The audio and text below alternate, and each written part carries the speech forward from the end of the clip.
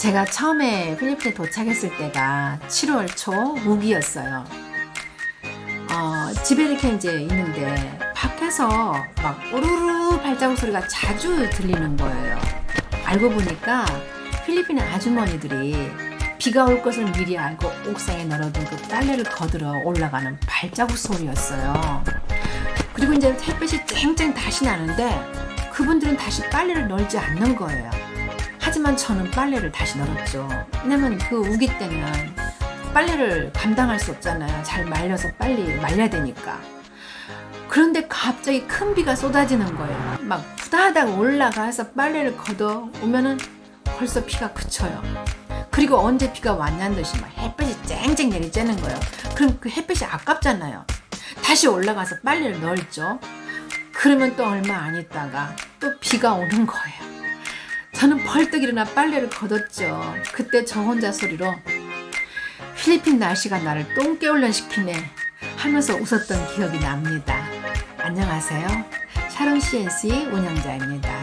오늘도 필리핀의 우기에 대해서 두 번째 이야기를 나눌 거예요. 전 세계 태풍의 눈이 거의 필리핀에서 만들어져요. 7,000개의 섬으로 이루어진 나라라서 그러지 않나 싶어요. 그런데 이 태풍의 강도에 따라서 시그널 1부터 4까지 있거든요. 시그널 3만 돼도 대학생, 대학원들도 수업이 없어요. 어느 날 저는 학교에 갔는데 교실에 아무도 없어요. 어느 날은 비가 엄청 쏟아지는 날 힘들게 갔는데 저희가 종합대학이라 되게 넓거든요. 그런데 저희 교육대학원의 캠퍼스 문이 잠겨 있는 거예요. 친구들에게 전화해 보니까 태풍이라서 수업이 없다는 거예요. 태풍 피해가 너무 크기 때문에 필리핀 사람들은 태풍이 온다는 뉴스가 뜨면은 막 문자를 날려요. 조심해라, God bless you, 막 등등등등 이렇게 막. 그러면서 문자를 주고받고 막 태풍이 때는 막 이제 괜찮냐 막 이런 안부 전화를 막 안부 문자를 주고받아요.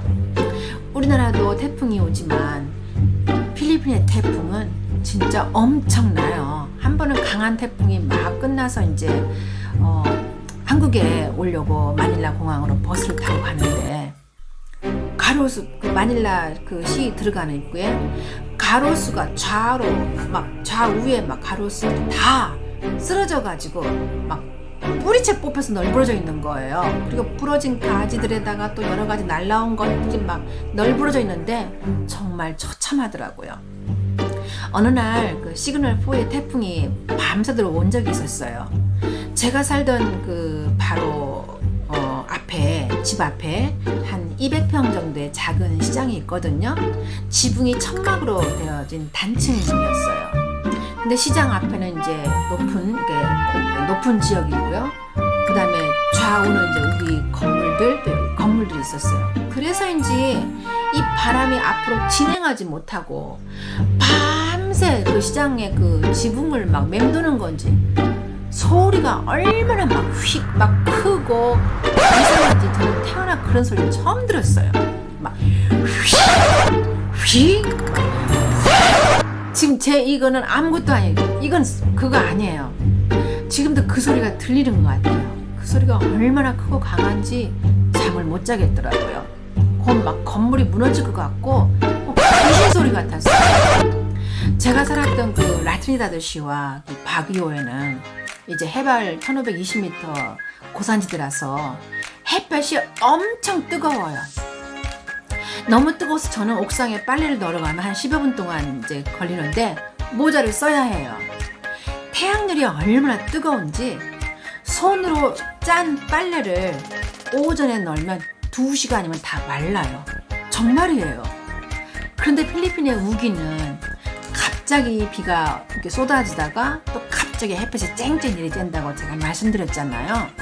그래서 출근하거나 외출할 때는요, 우산을 꼭 챙겨가야 되는 필수품이에요. 하지만 그 강한 태풍으로 우산이 확 뒤집어지거나 아니면은 다 망가져서요. 저는 우산을 한국에서 몇 개 가져가니 다 못 썼어요. 나중에 거기에서 우산을 샀는데 우산살이 너무 약해서 금방 망가지는 거예요. 알고 보니까 메이드 인 차이나예요. 만약 여러분이 필리핀에 가시거나 필리핀 친구에게 선물할 기회가 있다면 튼튼한 우산이나 그 양산으로 겸하여 쓸 수 있는 작은 우산을 한번 선물해 보세요. 아마 엄청 좋아할 거예요. 저는 처음에 갈 때 양산을 가져갔어요. 그런데 양산을 쓰고 있는 사람은 저 혼자뿐인 거예요. 다들 작은 우산을 쓰고 다니는 거예요. 아니 어떻게 우산을 양산처럼 쓰고 다니지? 근데 나중에 알았죠. 비가 올 때는 우산으로, 햇빛이 내리질 때는 양산으로 우산이 제일 좋다는 것을요. 그 6개월이라는 그 긴 장마에 필리핀 엄마들은 어떻게 살림을 하지? 여기저기 피는 곰팡이를 어떻게 처리하지? 매일 샤워하고 매일 옷을 갈아입어야 되는데 그 가족들의 그 많은 빨래를 어떻게 감당하나. 제 눈에 필리핀 엄마들은 대단해 보였어요.